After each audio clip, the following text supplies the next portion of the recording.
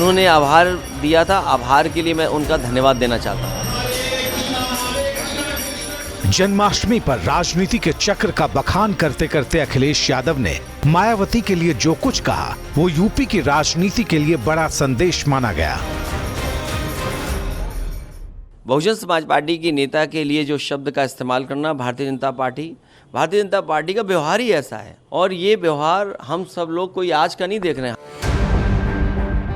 दरअसल मथुरा की मांड सीट से बीजेपी विधायक राजेश चौधरी ने बीएसपी अध्यक्ष मायावती को यूपी का अब तक का सबसे भ्रष्ट मुख्यमंत्री बता डाला था। ये भी कह दिया था कि उन्हें सीएम बनवाना हमारी एक भूल थी। इस पर बीएसपी सुप्रीमो भड़क गई थी। उन्होंने बीजेपी विधायक राजेश चौधरी को दिमागी तौर पर बीमार बताते हुए पार्टी को अपने एमएलए का इलाज कराने तक की नसीहत दे डाली थी। अखिलेश यादव ने इसी मुद्दे को लपक लिया था। मायावती के कथित अपमान को बड़ा मुद्दा बनाकर उनके साथ खड़े हो गए। सोशल मीडिया पर लिखा,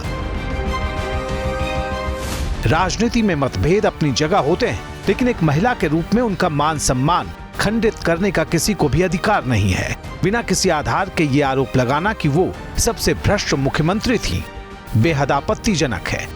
मायावती ने इस बयान के लिए अखिलेश का आभार जताया था और अखिलेश ने मायावती के आभार का जवाब भी दिया। उन्होंने आभार दिया था, आभार के लिए मैं उनका धन्यवाद देना चाहता हूं, क्योंकि राजनीतिक परिस्थितियां ऐसी हैं कि अब तो कोई आभार भी स्वीकार नहीं करना चाहेगा और धन्यवाद भी स्वीकार नहीं करना चाहेगा।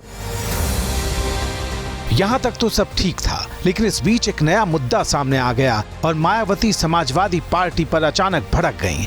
मामला मायावती के सक्रिय राजनीति से कथित तौर पर संन्यास लेने की अफवाह का था।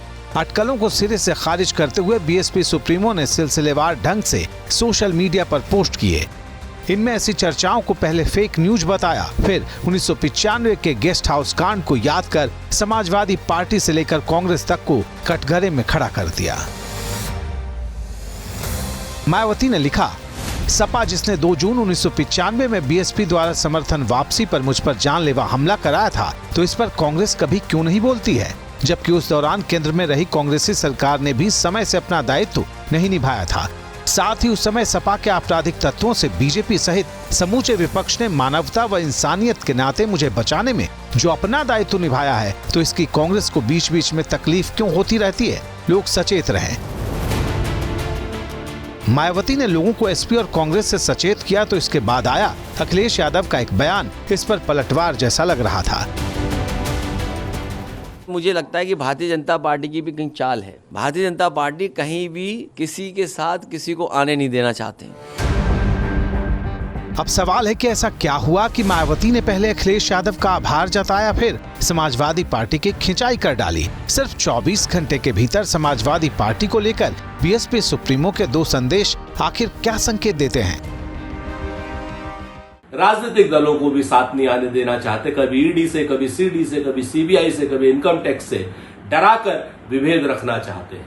आने वाले समय में संविधान बचाने के लिए सब दलों को एक साथ आकर के भारतीय जनता पार्टी के मंसूबों को नाकामयाब करना होगा। अखिलेश जी को बहुत शायद बुरा लगा कि मायावती जी के लिए किसी ने कोई बात कह दी। वो समझ रहे हैं कि उनको दाल गलने वाली नहीं हो, शायद इसीलिए बसपा से गठबंधन के आतुर हैं कि बसपा के साथ गठबंधन हो जाएगा तो शायद वो मुख्यमंत्री बन जाए। मंगलवार को बीएसपी की राष्ट्रीय कार्यकारिणी की लखनऊ में बैठक होने वाली है। इसमें मायावती को फिर से पार्टी का राष्ट्रीय अध्यक्ष चुना जाना है। इससे ठीक पहले विरोधियों पर बीएसपी सुप्रीमो के हमले को कैडर के बीच बड़े मैसेज से जोड़कर देखा जा रहा।